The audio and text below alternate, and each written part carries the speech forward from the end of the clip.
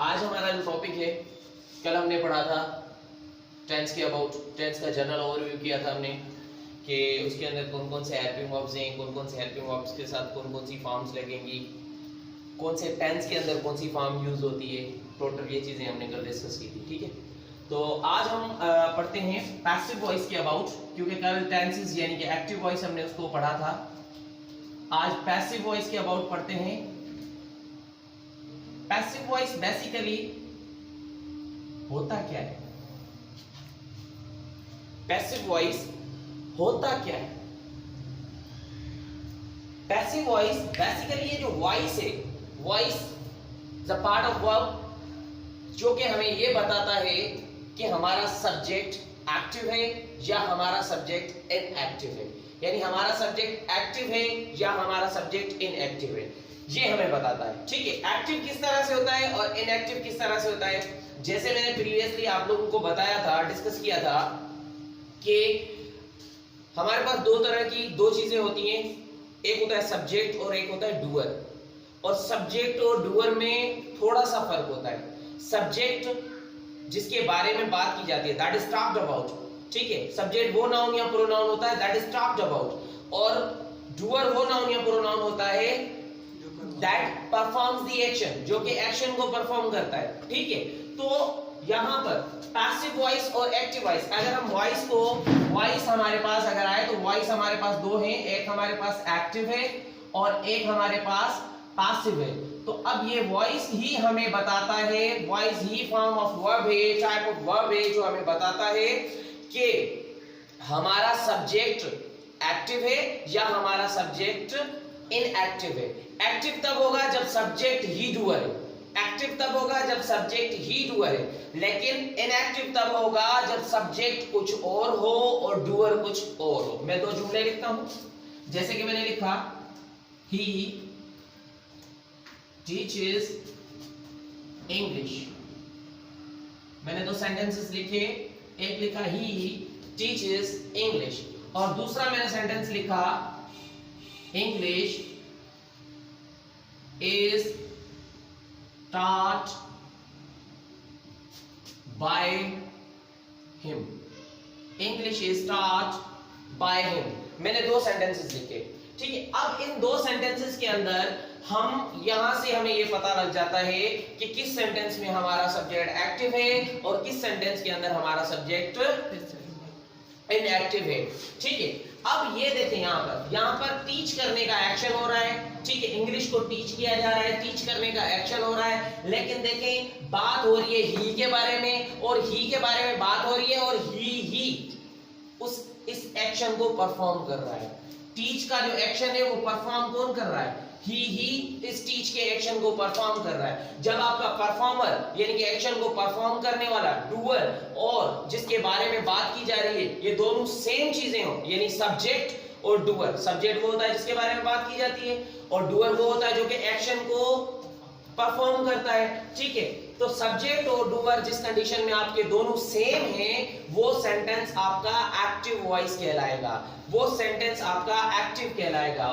और जिस सेंटेंस में आपका सब्जेक्ट अलग हो और डूअर अलग हो, इस सेंटेंस पर गौर करें कि बात तो इंग्लिश की हो रही है, लेकिन इंग्लिश को पढ़ा कौन रहा है? ये यहां पर उसका डूअर अलग है और सब्जेक्ट अलग है। जिस कंडीशन में डूअर और सब्जेक्ट अलग अलग होंगे, उस कंडीशन में आपका जो सब्जेक्ट है वो इनएक्टिव होगा। उस कंडीशन में आपका सब्जेक्ट इनएक्टिव होगा और डूअर उसका अलग होगा और उसको आप पैसिव वॉइस कहेंगे। ठीक, अब सबसे पहली बात जो आपके एग्जाम में, जो आपका एग्जाम में पूछेगा या आपको जो कहेगा, वो आपको ये नहीं कहेगा कि एक्टिव वॉइस मैंने जुमला दिया है, मैंने सेंटेंस एक्टिव वॉइस दिया है, आप मुझे बराए मेहरबानी इसको पैसिव में करके दें। नहीं, ना वो आपको ये कहेगा कि मैंने पैसिव वॉइस दिया है, आप मुझे एक्टिव में करके दें, ये भी वो आपको नहीं कहेगा। आपको पहली बात तो वो कहेगा ही ये कि change into voice, change into voice, यानी सेंटेंस को पहचानना भी आपने है, सेंटेंस एक्टिव है या पैसिव है, और फिर उसके हिसाब से आपको उसका आंसर जो है वो बताना है। ठीक है, नंबर एक चीज। अब ये तो हो गया, ठीक, अब चेंज इनटू वॉइस जब वो बोल देगा, हमें कैसे पता लगेगा कि सेंटेंस हमारा एक्टिव है या हमारा सेंटेंस पैसिव है? यही एक्टिव होगा तो हम पैसिव में चेंज करने के लिए पैसिव के रूल्स अप्लाई करेंगे, अगर पैसिव होगा तो हम उसको एक्टिव में चेंज करने के लिए एक्टिव के रूल्स अप्लाई करेंगे। ऐसा तो नहीं होगा ना कि भाई सेंटेंस एक्टिव है उसको पैसिव में चेंज करना है और हम एक्टिव के ही रूल अप्लाई करके उसको कर दें, तो वो तो रॉन्ग हो जाएगा। तो ये सारी चीजें आपको, पहली बात तो आपको सेंटेंस को पहचानना है कि वो कैसे होगा, कि वो आपको सिर्फ चेंज इनटू वॉइस कहकर बात खत्म कर देगा कि भाई इसको चेंज इनटू वॉइस, इसको वॉइस में तब्दील करें। अब वॉइस एक्टिव है या पैसिव है? एक्टिव है तो पैसिव में करना है, पैसिव है तो एक्टिव में करना है, ये आपने उसको पहचानना है। किस तरह से होगा मैं आपको अभी बता रहा हूं। जैसे कि इन्हीं सेंटेंसेस के ऊपर हम गौर करते हैं, याद रखना पहला पॉइंट आप याद रखें, वर्ब की थर्ड फॉर्म के अलावा,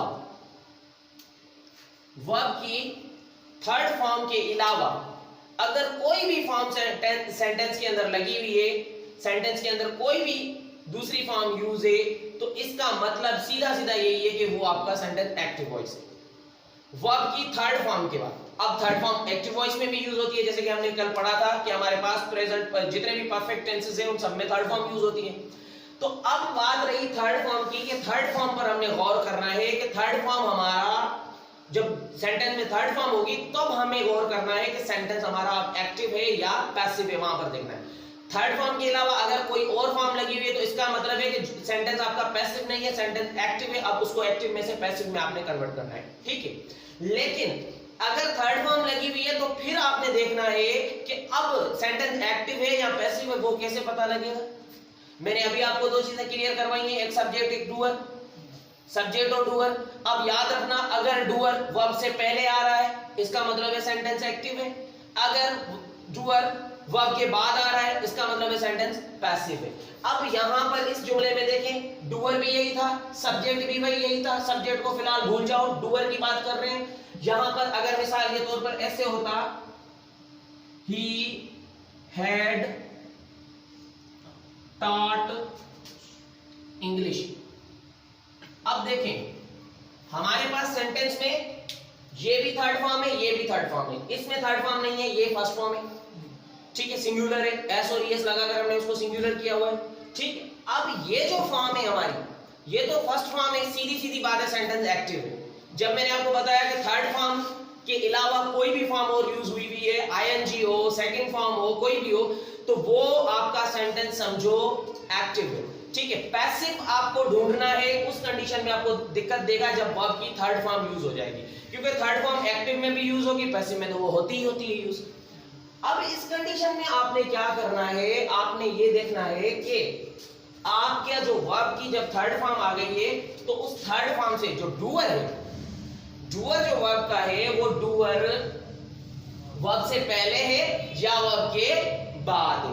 अब इस कंडीशन में देखें, ही आपका डूअर है और ही आपका सब्जेक्ट है, यानी डूअर वर्ब से पहले, डूअर वर्ब से पहले है तो इसका मतलब है कि आपका सेंटेंस एक्टिव है। इस सेंटेंस में देखें डूअर वर्ब के बाद है, तो डूअर जब वर्ब के बाद होगा तो इसका मतलब है सेंटेंस आपका पैसिव है। अगर ऐसा सेंटेंस है डूअर वर्ब के बाद है यानी सेंटेंस पैसिव में है, तो पैसिव से आपको एक्टिव में करना है। और अगर ऐसा सेंटेंस है जिसमें डूअर वर्ब से पहले है तो समझो सेंटेंस एक्टिव है, एक्टिव से आपको उसको पैसिव में चेंज करना है। तो अब पैसिव वॉइस में, कल एक्टिव वॉइस के तो मैंने सारे आपको तकरीबन रूल समझा दिए थे। पैसिव वॉइस में क्या होता है, उसके क्या रूल्स हैं वो चीजें बताता हूं। पहले पैसिव वॉइस में तीन मेन चीजें होती हैं, वो लिखते हैं। नंबर एक चीज होती है आपका सब्जेक्ट, और दूसरा आपका ऑब्जेक्ट।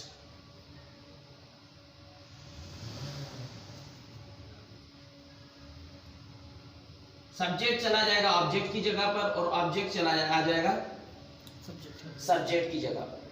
याद रखना मैंने आपको ऑब्जेक्टिव केसेस लिखवाए थे पर्सनल प्रोनाउन के, आई का मी लिखवाया था, वी का अस लिखवाया था, दे का देम लिखवाया था, ये मैंने आपको लिखवाए थे ऑब्जेक्टिव केसेस। तो जब हम सब्जेक्ट को ऑब्जेक्ट की जगह प्लेस करेंगे तो वहां पर सब्जेक्ट ही नहीं रहेगा, उसका ऑब्जेक्टिव केस यूज होगा वहां पर, ये बात याद रखना। नंबर एक पॉइंट आ गया भाई, ऑब्जेक्ट आ गया सब्जेक्ट की जगह पर, सब्जेक्ट चला गया ऑब्जेक्ट की जगह पर। अब दिक्कत जो आपको तंग जो करेगा इसके अंदर वो ये है कि आपको हेल्पिंग वर्ब कौन सा यूज करना है। मेन जो आपका मसला है, मेन जो आपको फोकस करना है, जिस चीज को आपको अंडरस्टैंड करना है, जो आपको आपसे गलतियां करवाएगा वो ये है कि आपका हेल्पिंग वर्ब कौन सा है। ठीक है, और उसके अलावा वर्ब की इसके अंदर जितने भी पैसिव हो, चाहे जिस टेंस का हो, जितने भी पैसिव हो, चाहे किसी भी टेंस का हो, वर्ब की उसके अंदर हम फॉर्म यूज करेंगे वर्ब की हमेशा उसके अंदर थर्ड फॉर्म यूज की जाएगी। ये बातें समझ में आ गई हैं? इसमें कोई क्वेश्चन है? सेंटेंस को आइडेंटिफाई कर लोगे कि कौन सा सेंटेंस एक्टिव है और कौन सा सेंटेंस पैसिव है, ये तो सारा हो जाएगा ना। क्लियर है? क्लियर है? ठीक है, चलिए। अच्छा, अब बात ये आती है कि एक्टिव में से पैसिव में करने के लिए हेल्पिंग वर्ब्स कौन से लिए जाएं, वो मैं आपको बताता हूं। ठीक है, तो यहां पर हम क्या करते हैं, फर्स्ट ऑफ ऑल अभी इसमें क्या होगा, एक साइड पर मैं लिख देता हूं एक्टिव, एक साइड पर मैं लिख लेता हूं पैसिव। ठीक है, एक्टिव पैसिव। अगर आपके पास एक्टिव सेंटेंस है और उसके अंदर वर्ब फर्स्ट फॉर्म या फिर verb first form plus S और ईएस है, अगर ये कंडीशन है तो उस कंडीशन में आपको पैसिव के अंदर क्या यूज करना है, थर्ड फॉर्म तो आएगी ही आएगी। थर्ड फॉर्म से पहले आपने यूज करना है या इज या आर या फिर एम, इज और या एम यूज करना है। वो डिपेंड करेगा किस पे, ये जो ऑब्जेक्ट अब आकर इस जगह पर जो सब्जेक्ट कहलाएगा होगा तो वही ऑब्जेक्ट ही आएगा, जो अब सब्जेक्ट कहला रहा होगा उसके हिसाब से आपने यूज करना है। ठीक है, वर्ब की फर्स्ट फॉर्म या वर्ब एस आर ईएस होगा तो पैसिव में करते वक्त थर्ड फॉर्म तो लगेगी लगेगी, लेकिन थर्ड फॉर्म से पहले जो हेल्पिंग वर्ब लगेंगे वो इनमें से कोई एक होगा। ठीक है, क्लियर है? अगर वर्ब की सेकंड फॉर्म होगी, वर्ब की अगर वर्ब की सेकंड फॉर्म होगी तो सेकंड फॉर्म में क्या किया जाएगा, वर्ब की सेकंड फॉर्म में क्या होगा, वॉज या वर यूज किए जाएंगे। क्या यूज किया जाएगा, वॉज या वर। Is that clear? समझ में आ गया ना? ठीक है, अच्छा जी, चलें। अब अगर यहां पर हमारे पास डू फॉर्म्स होती तो डू भी तो फर्स्ट फॉर्म ही है ना, डिड है तो डिड क्या है, सेकंड फॉर्म है।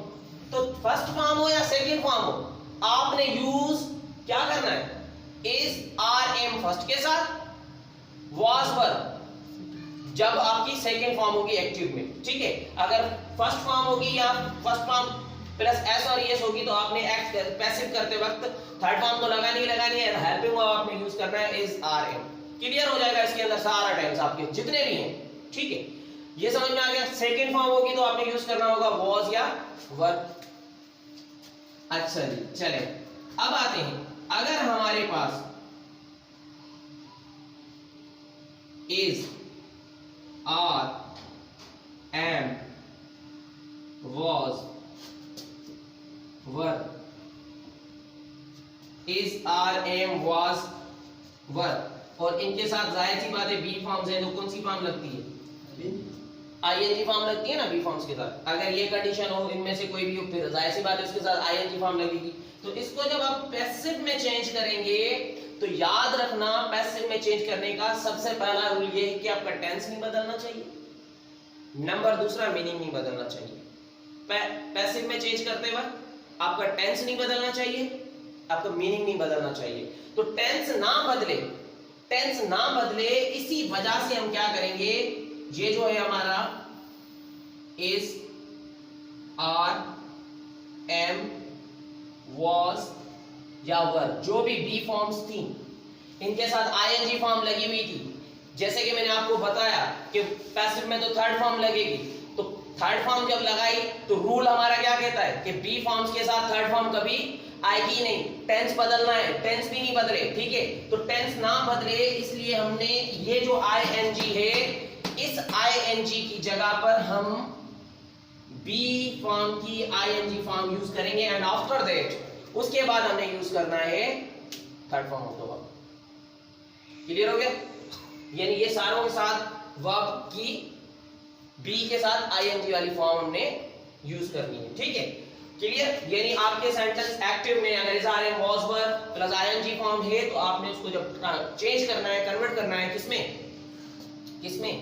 पैसिव में, तो क्या करेंगे हम? इज़ एम वाज वर जो भी होगा उसके साथ हमने बीइंग लगाना है, देन थर्ड फॉर्म लगेगी। थर्ड फॉर्म तो आएगी, ये मैंडेटरी है, ठीक है। अच्छा, उसके बाद अगर हमारे पास हैव फॉर्म से, जैसे कि हैव हो गया, फिर हैव हो गया, चाहते हो? अच्छा, हैव, हैड और हैड, जाहिर सी बात है ये हैव, हैड और हैड फॉर्म्स हैं, इनके साथ कौन सी फॉर्म यूज होती है?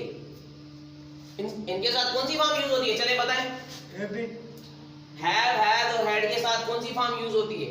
हैव फॉर्म्स के साथ वर्ब की कौन सी फॉर्म यूज होती है एक्टिव में? कल पढ़ाया था, एक्टिव में हैव फॉर्म्स के साथ वर्ब की कौन सी फॉर्म यूज होती है?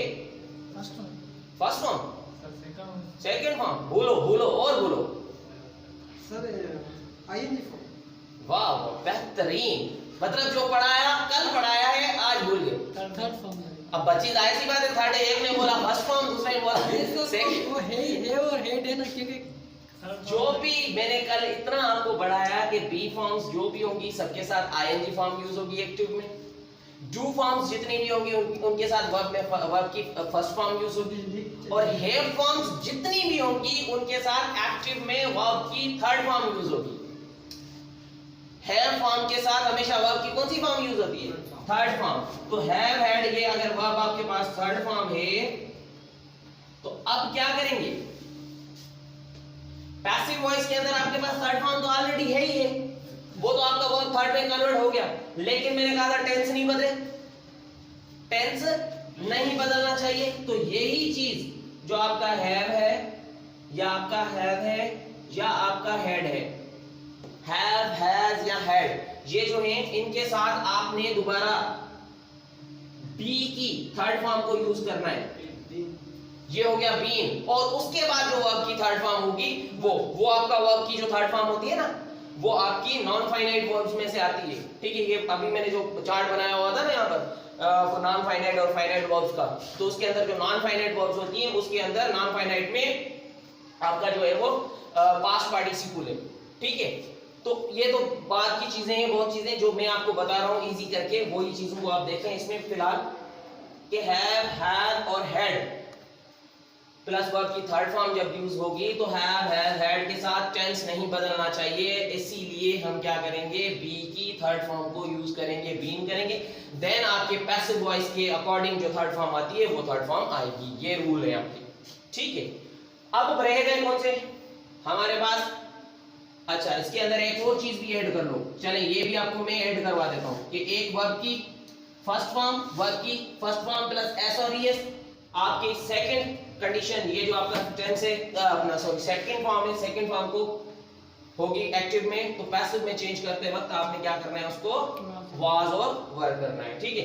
इज, आर, एम, वाज, वर और उसके बाद प्लस आईएनजी आ रहा है, तो जब आईएनजी आता है तो उस कंडीशन में आपको पता है कि एक कंटीन्यूअस टेंस है, कंटीन्यूअस को पैसिव में चेंज करना है तो आपने वही बी फॉर्म लगाने हैं। मैंने कहा था टेंस नहीं बदलना चाहिए, इसलिए हमने क्या करेंगे? बी की आईएनजी वाली फॉर्म यूज करके देन वर्ब की थर्ड फॉर्म यूज करेंगे जो कि नॉन फाइनाइट वर्ब्स में से आएगी। Did I make it clear? ये सारी चीजें समझ में आ गई। अब बात रह जाती है हमारे पास मॉडल्स की। किसकी बात रह जाएगी? मॉडल्स की। ये तो सारी फॉर्म्स हो गई, अब बात आ जाएगी हमारे पास मॉडल्स की। ये तो अभी मैंने आप लोगों को सिर्फ असर्टिव सेंटेंसेस पढ़ाए हैं, इसके इंटरोगेटिव्स जो है, इंटरोगेटिव में फिर हमारे पास क्वेश्चन वर्ड्स हैं, ये सारी चीजें हैं, उनके अबाउट भी डिस्कशन हमारा चलेगा, ठीक है ना। तो अभी हमने ये पढ़ा है पैसिव वॉइस में जो असर्टिव सेंटेंसेस या इंटरोगेटिव सेंटेंसेस, वो जो कि हेल्पिंग वर्ब से स्टार्ट होते हैं, उन सेंटेंसेस को किस तरह से हमने कन्वर्ट करना है, उनके अंदर कौन कौन से हेल्पिंग वर्ब्स यूज होंगे वो बताया मैंने। लेकिन क्वेश्चन वर्ड वाले वो मुश्किल होते हैं, उसको पहले तो हमें आइडेंटिफाई करना होगा कि सब्जेक्ट कौन सा है, ऑब्जेक्ट कौन सा है, डूअर कौन सा है, ये सारी चीजें उसमें हमें आइडेंटिफाई करनी पड़ेंगी। ये नेक्स्ट लेक्चर में मैं आप लोगों को ये भी चीजें समझाऊंगा, ठीक है। तो अभी फिलहाल इन चीजों पर फोकस करें, इनको देखें, और कल में दोबारा ये भूलना नहीं चाहिए, जैसे कि मैंने कल आप लोगों को बोला, कल पहली बार मैं आप लोगों का जो है ना पहले टेस्ट लूंगा, और आपको पता है वीडियो रिकॉर्ड हो रही है, नहीं तो फिर ऑनलाइन बेइज्जती करूंगा, सीधी सी बात है। और मैं जब बेइज्जती करने पर आता हूं ना, फिर लग पता जाता है कि वाकई में क्लास की बेइज्जती हुई है, ये बात याद रखना आप लोग, ठीक है ना। ऑनलाइन बेइज्जती करूंगा, पूरी दुनिया देखेगी, जहां जहां पर जिस जिसको भी लिंक जाएगा, और लिंक भी आप लोग खुद सेंड करेंगे अपने दोस्तों को, और आप लोगों की ऑनलाइन बेइज्जती भी वो लोग देखेंगे कि किस तरह से हो रही है। ये सारी चीजें मैं आप लोगों को बता रहा हूं। चले मॉडल के साथ देखते हैं, मॉडल के साथ क्या लगेंगे। मॉडल्स हमारे पास जितने भी हैं, जितने भी मॉडल्स हैं, कौन कौन से मॉडल्स थे हमारे पास, भूल गए होंगे, मुझे पता है। Sir will, shall, will, may, would, shall, should, may, might, can, could, must, ought to, और ये थे आपके कौन से थे, ये कंप्लीट मॉडल। और सेमी मॉडल्स कौन से थे आपके, नीड था, डेयर था, और यूज्ड टू था। जितने भी मॉडल्स हैं, जितने भी मॉडल्स हैं आपके, उन सब मॉडल के साथ यहाँ पर मैंने ये देखो मॉडल लिख दिया। मॉडल के साथ जब आपका मॉडल लगा हुआ है एक्टिव में, तो जब आप उसको पैसिव में चेंज करेंगे तो मॉडल के साथ हमेशा बी आएगा, modal plus be, modal plus be, modal plus be. इसी लेवल तक आपके जो टेस्ट है उसमें आएंगे, आगे फर्दर वाले जो है वो नहीं आएंगे, उसके में नेक्स्ट लेक्चर्स जो है वो पॉइंट टू पॉइंट में बनाऊंगा। ये तो जस्ट ओवरव्यू मैंने आपको करवाया कि पैसिव वॉइस होता क्या है। पहली बात हमने पढ़ा पैसिव वॉइस होता क्या है। पैसिव वॉइस वो होता है जिसके अंदर हमारा सब्जेक्ट इनएक्टिव होता है, हमारा डूअर और सब्जेक्ट दोनों अलग अलग चीजें होती हैं, डूअर वर्ब के बाद आता है, ठीक है। और दूसरी चीज हमने वॉइस के बारे में पढ़ा कि वॉइस हमारे पास क्या है, वॉइस वर्ब का वो फॉर्म है जो हमें बताता है हमारा सब्जेक्ट एक्टिव है या हमारा सब्जेक्ट पैसिव है, ठीक है। अच्छा, उसके बाद मैंने ये बताया कि सेंटेंस को हम किस तरह से रिकॉग्नाइज करेंगे कि वो हमारा सेंटेंस एक्टिव है या पैसिव है। तो थर्ड फॉर्म के अलावा जितनी भी फॉर्म्स आएंगी हमारी, वो सब की सब फॉर्म्स में, सब की सब कंडीशंस में हमारा टेंस, हमारा सेंटेंस जो है वो हमारा एक्टिव होगा, ठीक है। लेकिन जब थर्ड फॉर्म आएगी तो फिर हम देखेंगे कि सेंटेंस एक्टिव है या सेंटेंस पैसिव है। उसका पता हमें कैसे लगेगा, अगर डूअर वर्ब से पहले है तो सेंटेंस एक्टिव है, डूअर वर्ब के बाद है तो सेंटेंस पैसिव है। Did I make it clear? ये चीजें समझ में आ गई, ठीक है। अच्छा, उसके अलावा फिर हमने क्या पढ़ा, बाकी हमने ये पढ़ा कि पैसिव वॉइस को चेंज करने के लिए तीन चीजों पर हमें फोकस करना पड़ेगा। सब्जेक्ट को ऑब्जेक्ट की जगह भेजेंगे, ऑब्जेक्ट को सब्जेक्ट की जगह लाएंगे। जब सब्जेक्ट ऑब्जेक्ट की जगह पर जाएगा तो वहां पर क्या होगा, सब्जेक्ट खुद को नहीं रखा जाएगा, सब्जेक्ट का जो ऑब्जेक्टिव केस होगा उसे रखा जाएगा। जैसे कि मैंने आप लोगों को लिखवाए थे पर्सनल प्रोनाउन के जो ऑब्जेक्टिव केसेस थे वो मैंने लिखवाए थे। हेल्पिंग वर्ब्स मैंने सारे बता दिए कि कौन सी किस कंडीशन में, पैसिव में कौन कौन से हेल्पिंग वर्ब्स यूज होंगे, मैंने सारे लिखवा दिए हैं। वर्ब की थर्ड फॉर्म मैंडेटरी है, कोई भी पैसिव किसी भी टेंस का पैसिव हो थर्ड फॉर्म यूज होगी ही होगी, ठीक है। ये बात क्लियर हो गई, सही है। अब इंशाल्लाह कल को मैं आप लोगों को क्वेश्चन वर्ड्स वाले करवाऊंगा और सेंटेंसेस समझाऊंगा उसके अबाउट। उसमें हम पहले देखेंगे कि सब्जेक्ट कौन सा है, उसके अंदर हम देखेंगे डूअर कौन सा है, उसके अंदर हम देखेंगे ऑब्जेक्ट कौन सा है, ठीक है। ये सारी चीजें पहले हम उनको पहचानेंगे, जब पहचानेंगे उसके बाद हम उसको पैसिव में चेंज करना सीखेंगे, नंबर एक चीज। अच्छा, अब दूसरी चीज ये है इसके अंदर कि पैसिव बनाया क्यों जाता है, ये तो बताना भूल ही गया। पैसिव बनाया क्यों जाता है, पता है किसी को पता है कि पैसिव बनाया क्यों जाता है? भाई देखिए ना, मेरी बात सुने। मैं खाना खाता हूं, आपको बात समझ में आ गई? खाना मुझसे खाया जाता है, ये बोलने की क्या जरूरत है? जब आपको पता चल रहा है मैं खाना खाता हूं, बात क्लियर हो गई, हर चीज समझ में आ गई, तो फिर ये बोलने का क्या मतलब है कि खाना मुझसे खाया जाता है? पैसिव क्यों बनाया जाता है, ये बड़ा सवाल है। और उसके अलावा कल मैं आप लोगों को ये भी सिखाऊंगा जो कि आपकी बुक्स के अंदर बोलते हैं कि present perfect continuous, past perfect continuous, future perfect continuous और फ्यूचर कंटीन्यूअस। ये वो चार टेंसेस हैं जिसको बोलते हैं कि never be change into passive, can never be change into passive, कि ये पैसिव में बदल ही नहीं सकते, ये पैसिव में बदल ही नहीं सकते। चले जी, मैं जुमला बोलता हूं, हमें 2 घंटे से अंग्रेजी पढ़ाई जा रही है, हमें 2 घंटे से अंग्रेजी पढ़ाई जा रही है, पैसिव है ना जुमला, पढ़ा कौन रहा है, जिस डूअर का पता ही नहीं है। जस्ट जिस कंडीशन में डूअर वर्ब के बाद हो या डूअर का पता ही ना हो, वो जुमला आपका पैसिव होगा। याद रखना, पैसिव का ये पॉइंट मैं भूल गया बताना आप लोगों को, जिस कंडीशन में डूअर वर्ब के बाद होगा या डूअर होगा ही नहीं, डूअर वर्ब के बाद होगा या डूअर होगा ही नहीं, तो उस सेंटेंस को हम पैसिव वॉइस ही कहेंगे। ये बात याद रखना, पहचान लें, ठीक है। तो अब इस सेंटेंस जो मैंने आपको बोला, अंग्रेजी हमें 2 घंटे से पढ़ाई जा रही है, ठीक है, वही बात आ गई 2 घंटे से, सारी सिचुएशन उस परफेक्ट कंटीन्यूअस टेंस वाली आ गई, और डूअर का पता नहीं है कि कौन पढ़ा रहा है। पढ़ तो भाई हम रहे हैं, चलो सब्जेक्ट हमें, लेकिन पढ़ा कौन रहा है हमें पता ही नहीं है। तो जब ये जुमला उर्दू में बोला जा सकता है इन पैसिव वे, उर्दू में जब ये बोला जा सकता है, तो इंग्लिश में क्यों नहीं बोला जाएगा, इंग्लिश में क्यों नहीं बनेगा। तो कल आप लोगों को मैं ये भी सिखाऊंगा कि present perfect continuous, past perfect continuous, future perfect continuous और फ्यूचर कंटीन्यूअस, इन टेंसेस को जिनको कहा जाता है कि never be change into passive, इनके पैसिव्स किस तरह से बनेंगे, एक ये सीखेंगे, और दूसरा जाकर आप लोग ये सर्च करो कि why the passive is spoken, passive क्यों बोला जाता है, पैसिव क्यों बोला जाता है, ठीक है। ये जो है वो आपने जाकर सर्च करना है, ढूंढना है, जाकर गूगल ढूंढे, आपकी मर्जी है, go wherever you want to go, और जाकर मुझे आंसर कर ला कर दीजिएगा, अदरवाइज मैं आप लोगों को बताऊंगा। उम्मीद है कि ये सारी चीजें समझ में आ गई होंगी। अब मैं आप लोगों को 2 मिनट देता हूं, इसके अंदर अगर कोई भी आंसर ऐसा क्वेश्चन है तो मुझसे आप पूछें।